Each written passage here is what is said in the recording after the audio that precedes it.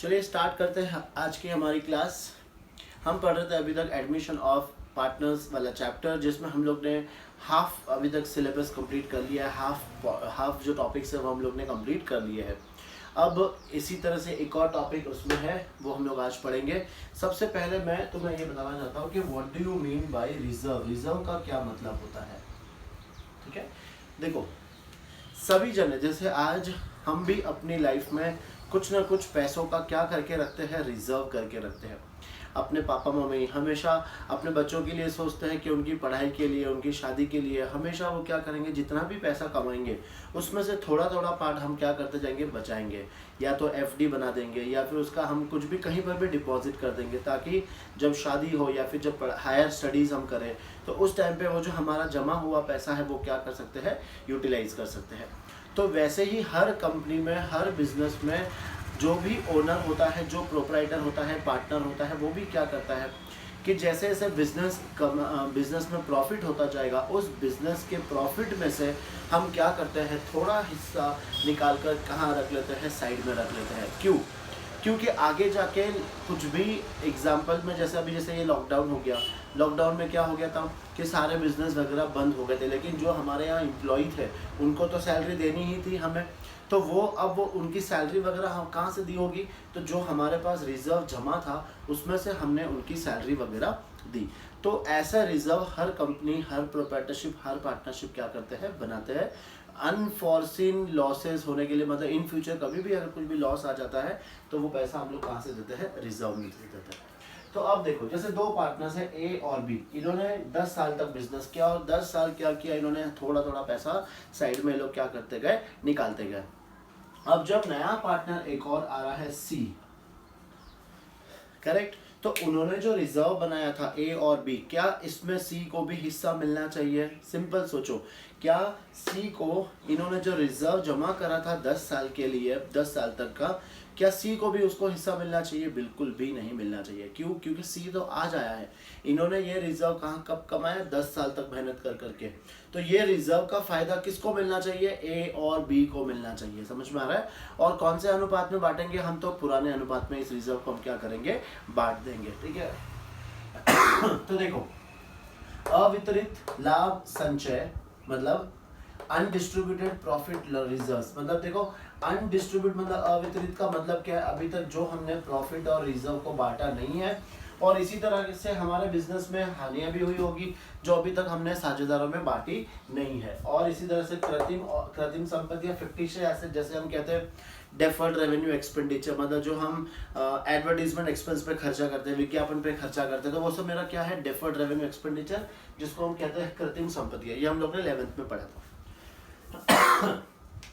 ना। ये जो भी प्रॉफिट्स या रिजर्व्स होंगे, अब इसमें एग्जांपल देखो, जैसे रिजर्व्स कौन से हो सकते हैं, तो general reserve, profit and loss account, credit balance. Credit balance का मतलब होता है प्रॉफिट, फिर है वर्कमैन कॉम्पनसेशन रिजर्व, फिर है इन्वेस्टमेंट फ्लक्चुएशन रिजर्व,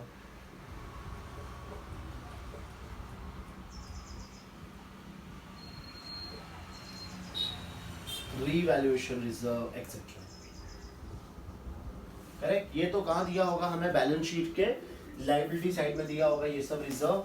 और लॉसेस क्या हो सकता है, तो लॉसेस में अपना एक अकाउंट आएगा, जैसे प्रॉफिट एंड लॉस अकाउंट का अगर डेबिट बैलेंस दिया होगा, इसका मतलब क्या है, ये बिजनेस में लॉस है। फिक्टिशियस एसेट्स मतलब कौन से एसेट्स आएंगे इसमें, तो ये आ जाएगा डेफर्ड रेवेन्यू एक्सपेंडिचर। ये वो खर्चे होते हैं जिसका फायदा हमें 1 साल से ज्यादा मिलता है, इसलिए इसको कहते हैं हम डेफर्ड रेवेन्यू एक्सपेंडिचर। तो देखो, अब जब भी कोई नया साझेदार आएगा तो ये जितने भी रिजर्व्स हैं, हानियां हैं और कृत्रिम संपत्तियां, ये हम पुराने साझेदारों में उनके पुराने अनुपात में क्या कर देंगे, बांट देंगे। तो एंट्री क्या पास करनी है, देखो ये सब हम कहाँ दिखाते हैं, बैलेंस शीट के लायबिलिटी साइड में। तो इन सब का कौन सा बैलेंस होता है, क्रेडिट बैलेंस। तो अब अगर मुझे ये जीरो करना है तो मैं क्या करूंगा, इन सबको डेबिट। तो अपनी एंट्री क्या आएगी, देखो general reserve account debit, profit and loss account debit, workman compensation reserve account debit,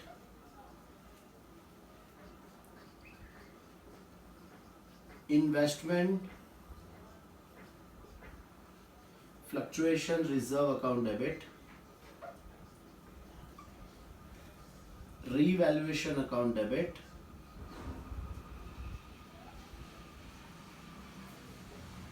ठीक है, ये सबको डेबिट कर देंगे और जो अपने ओल्ड पार्टनर्स है इनमें डिस्ट्रीब्यूट कर देंगे। तो ओल्ड पार्टनर्स कैपिटल या फिर करंट अकाउंट, ठीक है। और ये कौन से रेशो में डिस्ट्रीब्यूट करना है हमें, तो ये करना है हमें ओल्ड रेशो में। ये तो हो गया जो हमारे पास लायबिलिटी साइड में रिजर्व्स दिया होगा, ये हम लोग ने साझेदारों में बांट दिया ना। ये देखो, ये जो profit and loss debit balance और डेफर्ड रेवेन्यू, ये दोनों हम कहाँ दिखाते हैं बैलेंस शीट में, ये दिखाते हैं हम बैलेंस शीट के एसेट साइड में। इसका मतलब इनका कौन सा बैलेंस होगा, इनका होगा डेबिट बैलेंस।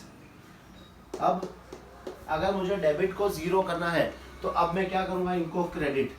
तो हम डेबिट किससे करेंगे, हम डेबिट करेंगे old partners capital account debit करेंगे। और टू क्या क्या आ जाएगा, profit and loss debit balance और डेफर्ड रेवेन्यू एक्सपेंडिचर। इसके बदले तुम लिख सकते हो फिक्टिशियस एसेट्स भी।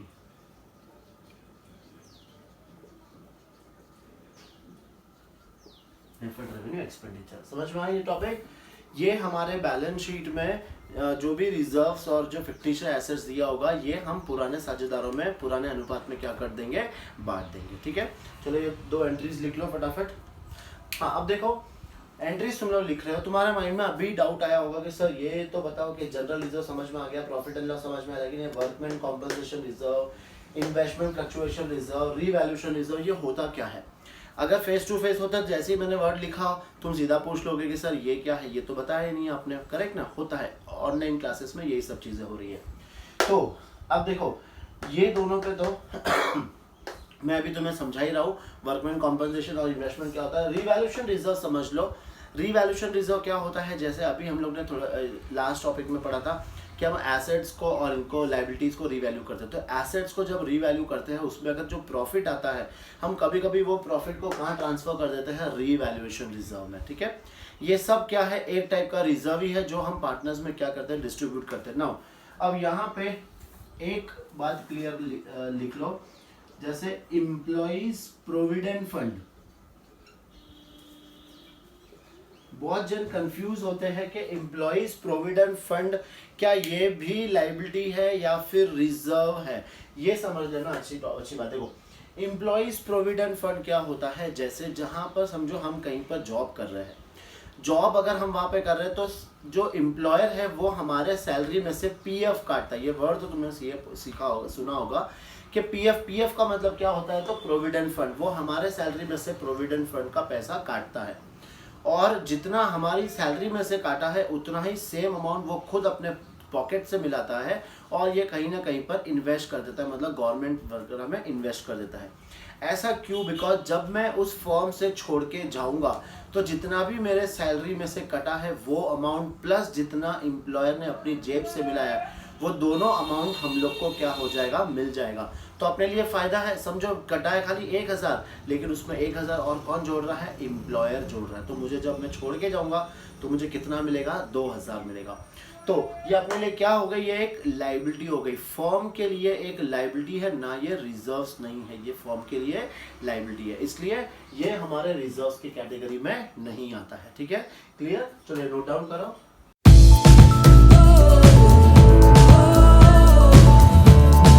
चलो अब ये पढ़ेंगे हम लोग, देखो कर्मचारी क्षतिपूर्ति संचय, जिसको हम कहते हैं वर्कमैन कॉम्पनसेशन रिजर्व। देखो नाम से थोड़ा बहुत तो एटलीस्ट समझ में आ रहा होगा कि वर्कमैन कॉम्पनसेशन रिजर्व। वर्कमैन का मतलब क्या होता है, जो हमारे यहाँ जो लेबर्स वगैरह जो काम करते हैं, और कॉम्पनसेशन का मतलब क्या है कि अगर उनको कुछ हो जाता है, तो जैसे अगर मेरे यहाँ कोई काम कर रहा है, अगर उसे कुछ काम करते समय हो जाता है तो उसकी जिम्मेदारी किसकी बनती है, अपनी बनती है, करेक्ट। तो अब हमारे यहाँ पे हमारे फैक्ट्री में समझो बहुत सारे लेबर्स वगैरह काम कर रहे हैं, और अगर किसी को इंजरी हो जाती है, किसी को चोट आ जाती है, या किसी की काम करते करते मृत्यु हो जाती है, तो उसका जो भी दावा होगा, जो भी पैसा होगा, वो मुझे अपनी जेब से देना पड़ेगा। तो हम क्या करते हैं, हर कंपनी, हर बिजनेसमैन क्या करते हैं, इस टाइप का एक रिजर्व बना के रखते हैं कि चलो अपने प्रॉफिट का 1% या 2% अपन क्या बना लेते हैं, रिजर्व बना लेते हैं। अब जरूरी नहीं कि हर कंपनी में कुछ ना कुछ इंजरी होगी, या फिर हो सकता है कि हर कंपनी में इंजरी हो, लेकिन अब देखो इसमें अलग अलग क्या क्या चीजें आएगी, पहले वो हम समझ लेते हैं। अपने बैलेंस शीट में ये कहाँ शो होगा, ये होगा अपने लायबिलिटी साइड में, वर्कमैन कॉम्पनसेशन रिजर्व। मान लो इसका अमाउंट दिया गया है 10,000, ठीक है। अब इसके एग्जांपल से अलग अलग वो हम लोग समझ लेते हैं अच्छे से। देखो वर्कमैन कॉम्पनसेशन रिजर्व, पहले वापस से समझा दो, ये चीज तुम्हें समझ में आ गई कि क्या होती है वर्कमैन कॉम्पनसेशन रिजर्व, और हमने क्या किया है, अपने प्रॉफिट में से कुछ हिस्सा निकाल के हमने वर्कमैन कॉम्पनसेशन रिजर्व में डाल दिया है। फिर पहला ऑप्शन कि वर्कमैन कॉम्पनसेशन की लायबिलिटी आई नहीं, मतलब नो लायबिलिटी। इसका मतलब क्या है कि हमारे फैक्ट्री में कोई भी वर्कर इंजर्ड नहीं हुआ, मुझे किसी को भी कॉम्पनसेशन का पैसा नहीं देना है। तो अब इस सिचुएशन में क्या करेंगे, ये जो हमने रिजर्व बनाया था ये हम पार्टनर्स में क्या करेंगे, डिस्ट्रीब्यूट कर देंगे, क्योंकि लायबिलिटी कुछ भी नहीं है। और अब जो भी होगा अब 3 साझेदार होने वाले हैं, तो वो लोग नया रिजर्व बनाएंगे। फिलहाल के लिए कोई लायबिलिटी नहीं है, तो ये रिजर्व को उठा के हम क्या करेंगे, पार्टनर्स में डिस्ट्रीब्यूट कर देंगे। तो इसकी एंट्री क्या आएगी बताओ, इसकी एंट्री आएगी workman compensation reserve account debit to old partners capital account, ठीक है। और ये कौन से रेशो में डिवाइड करेंगे हम लोग, तो ये करेंगे ओल्ड रेशो में। सेकंड आ रहा है ना समझ में तुम लोग को। देखो अभी सेकंड देखो, लायबिलिटी, सेकंड केस में लायबिलिटी कितनी आ गई, समझो 10,000 ही आ गई। हमने रिजर्व कितना बनाया था 10,000 का, और लायबिलिटी कितनी आ गई 10,000 की। तो इस केस में पार्टनर्स में तो कुछ भी नहीं बटेगा, क्योंकि जितना हमने रिजर्व बनाया था वो मुझे किसी न किसी को देना पड़ेगा। तो यहाँ पे हम लोग एंट्री क्या पास करेंगे, देखो वर्कमैन कॉम्पनसेशन रिजर्व को हम करेंगे डेबिट, क्योंकि अब ये रिजर्व नहीं रहा है, अब ये किसी को हमें क्लेम देना है। तो क्या लिखेंगे, वर्कमैन कॉम्पनसेशन क्लेम अकाउंट।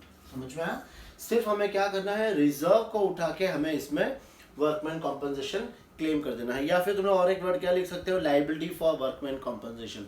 तुम्हारे बुक में दिया है लायबिलिटी फॉर वर्कमैन कॉम्पनसेशन, या तो वो लिखो या फिर वर्कमैन कॉम्पनसेशन क्लेम लिख दो, ठीक है। नाउ थर्ड, अब अपनी लायबिलिटी आई है समझो 8,000 की, लायबिलिटी कितनी आई है 8,000, और अपने पास रिजर्व कितना है 10,000। अब क्या होगा बताओ, तुम भी सोच सकते हो, रिजर्व है 10,000, लायबिलिटी 8,000 है, तो 10,000 में से 8,000 तो पे कर दिया, और बाकी का जो 2,000 बच गया वो हम क्या करेंगे, पार्टनर्स में डिस्ट्रीब्यूट कर देंगे, ठीक है ना। तुम लोग ये भी सोच रहे होंगे कि सर ये 2,000 का रिजर्व बचा के रख लो, अगले साल भी तो हमें वापस से रिजर्व करना ही पड़ेगा। लेकिन नहीं, अगले साल तीसरा पार्टनर भी आ रहा है, करेक्ट, तो अगले साल से फिर से रिजर्व बनाएंगे। तो ये जो रिजर्व था, अगर कुछ भी लायबिलिटी नहीं आई है फिर आई है, तो रिजर्व का जो भी है वहीं पे हमें खत्म करना है। तो हम ये क्या करेंगे, ओल्ड पार्टनर्स में डिस्ट्रीब्यूट कर देंगे। अब यहाँ पे क्या करना है, देखो सबसे पहले हम लोग करेंगे वर्कमैन कॉम्पनसेशन रिजर्व को हमें करना है डेबिट ना। यहाँ कितने अमाउंट से डेबिट हो जाएगा 10,000। रिजर्व तो मुझे पूरा खत्म करना ही है, तो वर्कमैन देखो सब केस में वर्कमैन कॉम्पनसेशन रिजर्व तो हमें डेबिट, यहाँ पे नो लायबिलिटी, तो यहाँ पे अमाउंट कितना जाएगा 10,000 हम बांट देंगे। यहाँ पर भी सेम वही आ जाएगा 10,000 हम डिस्ट्रीब्यूट कर देंगे। यहाँ पे रिजर्व हमारा 10,000 था, फिर इसमें से लायबिलिटी कितनी आई है, चलो वही लिखते जो वर्ड दिया है, liability for workman compensation, liability for workman compensation, liability आई है 8000 और बाकी का जो 2000 है वो हम क्या करेंगे अपने ओल्ड पार्टनर्स के कैपिटल रेशियो में हम ओल्ड रेशियो में हम क्या करेंगे डिवाइड कर देंगे। कितना अमाउंट डिवाइड होगा 2000 रुपीज, करेक्ट। अब इसमें फोर्थ एक और ऑप्शन है, इस बार जो लाइबिलिटी आई वो आई 13,000 की, रिजर्व कितना था 10,000, लेकिन अब 10,000 से भी ज्यादा अमाउंट हमें पे करना है, ज्यादा वर्कर क्या हो गए इंजर्ड हो गए, तो हमें ज्यादा पैसा अपने जेब से पे करना पड़ेगा। यहाँ पे हमें 3,000 का क्या हो रहा है एक्स्ट्रा लॉस हो रहा है। तो अभी हम लोगों ने लास्ट टॉपिक में देखा था कि जो भी एक्स्ट्रा लॉस वगैरह ये सब होता है हम लोग कौन सा अकाउंट को डेबिट करते हैं, रीवैल्यूएशन अकाउंट को हम डेबिट करते हैं, करेक्ट। तो यहाँ पे हम लोग क्या करेंगे बताओ, हमारी जो फर्स्ट एंट्री आएगी वापस से वर्कमैन कॉम्पनसेशन, ये तो पूरा ही हमें करना ही है, वर्कमैन कॉम्पनसेशन रिजर्व, इसे हम कितने से डेबिट कर देंगे 10,000 से। अपनी एक्स्ट्रा लाइबिलिटी और कितनी आई रीवैल्यूएशन अकाउंट पे, उसे हम डेबिट कर देंगे। तो workman compensation account debit, revaluation account debit 3002, ये सब हम कहाँ ट्रांसफर कर देंगे। देखो फिलहाल ये 13,000 की लाइबिलिटी है तो ये हम लोग कहाँ लिखेंगे to liability for workman compensation, correct. कितना अमाउंट आ जाएगा 13,000। फिर यहाँ पे हमें एक और एंट्री याद करनी है, ये रीवैल्यूएशन को हम फाइनली क्या करेंगे पार्टनर्स में डिस्ट्रीब्यूट कर देंगे। तो ये old partners capital account debit और ये रीवैल्यूएशन को क्या करना है क्रेडिट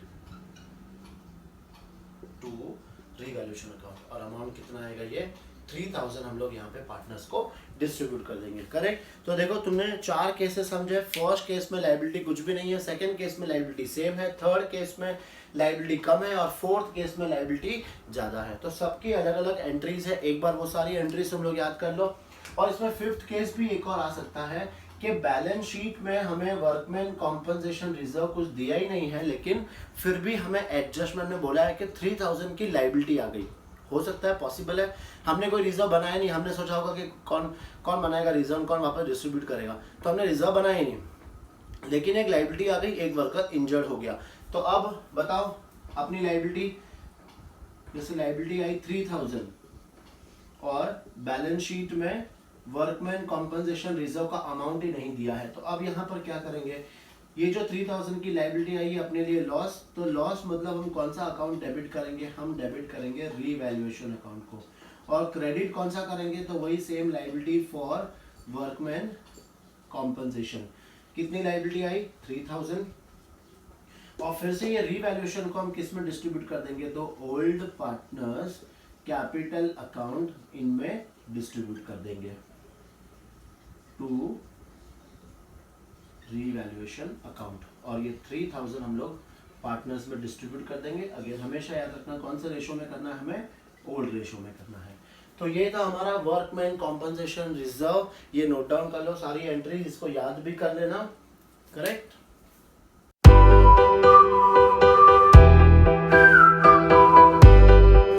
नेक्स्ट टाइप का रिजर्व हम लोग देखेंगे जो है निवेश उतार चढ़ाव संचय, जिसको हम कहते हैं विनियोग। विनियोग का मतलब क्या होता है, इन्वेस्टमेंट। देखो अब ये भी तुम्हें तो पता है कि शेयर मार्केट में डेली क्या होता है, ऊपर और नीचे, है ना।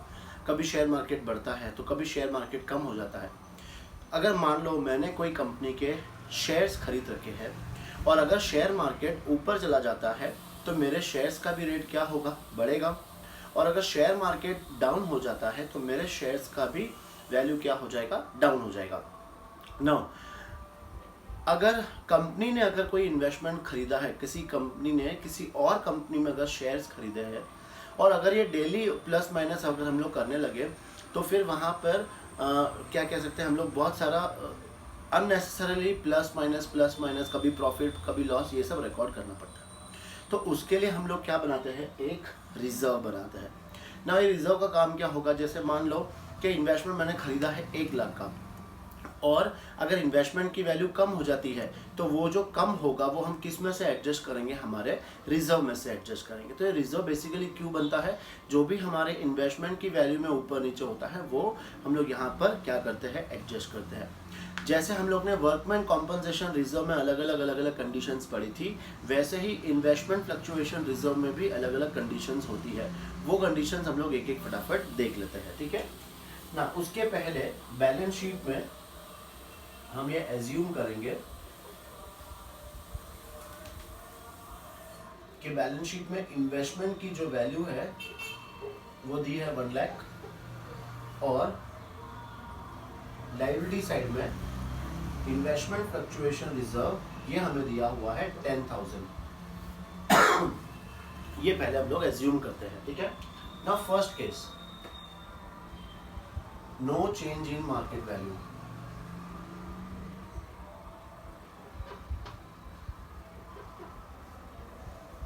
इसका मतलब क्या है कि इन्वेस्टमेंट जितना हम लोग ने 1 लाख का खरीदा, आज भी उसकी मार्केट वैल्यू कितनी है, 1 लाख है। तो मतलब नो प्रॉफिट नो लॉस। तो अब ये जो रिजर्व बना हुआ है ये हम क्या करेंगे, पार्टनर्स में डिस्ट्रीब्यूट कर देंगे। क्यों, वापस ध्यान रखना कि एक नया पार्टनर आ रहा है तो उसके पहले के जो भी रिजर्व्स होंगे, लॉसेस होंगे, वो सब हम क्या करेंगे, ओल्ड पार्टनर्स में डिस्ट्रीब्यूट कर देंगे। तो यहाँ पे अपनी एंट्री क्या होगी, investment fluctuation reserve account debit to old partners capital account. और अगेन याद रखना ये सब हम कौन से रेशो में डिस्ट्रीब्यूट करेंगे, तो ओल्ड रेशो में डिस्ट्रीब्यूट करेंगे। नाउ नेक्स्ट, मार्केट वैल्यू कितनी हो गई अब, 1,15,000। मार्केट वैल्यू जो है हो गई है 1,15,000। देखो अब यहाँ पे हमें फायदा हो रहा है, हमारी बुक्स की वैल्यू कितनी थी, 1 लाख, अब मार्केट वैल्यू कितनी हो गई है, 1,50,000। तो मतलब लॉस नहीं हुआ है, तो मतलब रिजर्व में से कुछ भी नहीं जाएगा। तो ये रिजर्व तो हम लोग क्या करेंगे, एज इट इज पार्टनर्स में क्या करना है, डिस्ट्रीब्यूट कर देना है। फिर यहाँ पे हमें फायदा कितना हो रहा है, 15,000 का। तो वो फायदा कहाँ पे जाएगा, रीवैल्यूएशन अकाउंट में, और वापस से हम रीवैल्यूएशन अकाउंट को क्या करेंगे, पार्टनर्स में डिस्ट्रीब्यूट कर देंगे। तो यहाँ पे हमें 3 एंट्री पास करनी है। सबसे फर्स्ट एंट्री क्या आएगी, तो ये जो IFR है, IFR को हम क्या करेंगे, पार्टनर्स में डिस्ट्रीब्यूट कर देंगे। तो ओल्ड पार्टनर्स कैपिटल अकाउंट, देखो यहाँ पर अमाउंट कितना आएगा, 10,000, ये भी 10,000, फिर ये अमाउंट भी पूरा अमाउंट हम डिस्ट्रीब्यूट कर देंगे 10,000।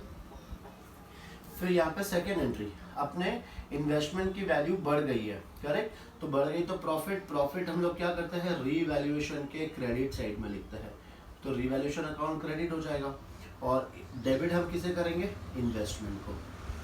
तो डेबिट हम करेंगे इन्वेस्टमेंट को टू रिवैल्यूएशन अकाउंट। और कितने से वैल्यू बढ़ गई है, 15,000, तो ये अमाउंट कितना आ जाएगा, 15,000 आ जाएगा। फिर adjustment number, entry number C, हम क्या करना है, ये रिवैल्यूएशन को फिर से हम करेंगे डेबिट, रिवैल्यूएशन अकाउंट को करेंगे डेबिट, और ये हम क्या करना है, हमें ओल्ड पार्टनर्स कैपिटल अकाउंट में डिस्ट्रीब्यूट कर देंगे। तो ये हो गई हमारी तीसरी एंट्री। ये कौन सा रेशो में करना है हमें, तो वही अपने ओल्ड रेशो में करना है, ठीक है, ये भी आ गया समझ में। फिर next third condition. Now third condition क्या है, मार्केट वैल्यू, देखो यहाँ पे लिखा था कि मार्केट वैल्यू में कोई चेंजेस नहीं है, IFR ये है। अब मार्केट वैल्यू को हम लोग ले लेते हैं, समझो 98,000। तो देखो अपने बुक्स में वैल्यू कितनी है, 1 लाख, और अब मार्केट वैल्यू कितनी हो गई है, 98,000। मतलब हमें लॉस कितना हो रहा है, 2,000 का। अब ये 2,000 का लॉस किस में से एडजस्ट करेंगे, हम लोग IFR में से एडजस्ट करेंगे। तो मतलब 2,000 का लॉस तो हमने इसमें से एडजस्ट कर दिया, और बाकी का जो 8,000 बचेगा वो क्या करेंगे, हम लोग पार्टनर्स में डिस्ट्रीब्यूट कर देंगे। तो अब देखो एंट्री कैसे आएगी, अगेन हमें IFR को तो डेबिट करना ही है, बिकॉज IFR हमें खत्म करना है। तो IFR में से कितना जाएगा, 10,000 टू इन्वेस्टमेंट की वैल्यू हमें कम करनी है, तो टू इन्वेस्टमेंट अकाउंट ये अमाउंट आ जाएगा 2,000, और बाकी का जो बैलेंस है वो हम लोग क्या करेंगे, पार्टनर्स में डिस्ट्रीब्यूट कर देंगे। कितना आएगा अमाउंट, ये 8,000, करेक्ट। फिर फोर्थ, अब जो मार्केट वैल्यू है वो हो गई है ₹88,000। मार्केट वैल्यू हो गई है 88,000। अब देखो यहाँ पर इन्वेस्टमेंट कितना था 1 लाख, उसकी मार्केट वैल्यू कितनी हो गई है 88,000, मतलब लॉस कितने का हुआ है तो 12,000 का। पर हमारे पास IFR कितना है ओनली 10,000, मतलब यहाँ पर हमें 2,000 का एक्स्ट्रा लॉस हो रहा है। तो जो भी ये एक्स्ट्रा लॉस हो रहा है कौन सा अकाउंट में जाएगा तो ये जाएगा रीवैल्यूएशन अकाउंट में बस। तो देखो एंट्री क्या आएगी, हमें कोई भी कंडीशन हो IFR तो हमें पूरा डेबिट करना है, बिकॉज IFR हमें क्या करना है 0। तो IFR में से 10,000 चला जाएगा। फिर जो एक्स्ट्रा जो लॉस हो रहा है तो वो हम किसे डेबिट करेंगे, वो हम डेबिट करेंगे रीवैल्यूएशन अकाउंट, और वो अमाउंट कितना आएगा 2,000, और इससे अपनी इन्वेस्टमेंट की वैल्यू क्या हो जाएगी कम हो जाएगी। तो टू इन्वेस्टमेंट अकाउंट यहाँ पर आ जाएगा 12,000। फिर अब ये रीवैल्यूएशन को क्या करेंगे हम लोग, तो ओल्ड पार्टनर्स कैपिटल में डिस्ट्रीब्यूट कर देंगे। तो old partners capital account debit to revaluation account, और ये अमाउंट कितना आएगा ये हम डिस्ट्रीब्यूट कर देंगे 2,000। करेक्ट। बस ये 4 केसेस है, ये तुम्हें अच्छे से समझ लो कि इन्वेस्टमेंट की वैल्यू या तो कोई नो चेंजेस है या फिर कोई इन्फॉर्मेशन नहीं दिया है, सेकंड मार्केट वैल्यू सेम है, थर्ड मार्केट वैल्यू बढ़ गई है, फोर्थ मार्केट वैल्यू कम हो गई है, और या फिर इतनी कम हुई कि हमारे IFR से भी ज़्यादा लॉस हो गया हमें। करेक्ट। तो ये सारी कंडीशंस है, कंडीशंस को लिख लो और एंट्रीज को भी एक बार याद कर लेना।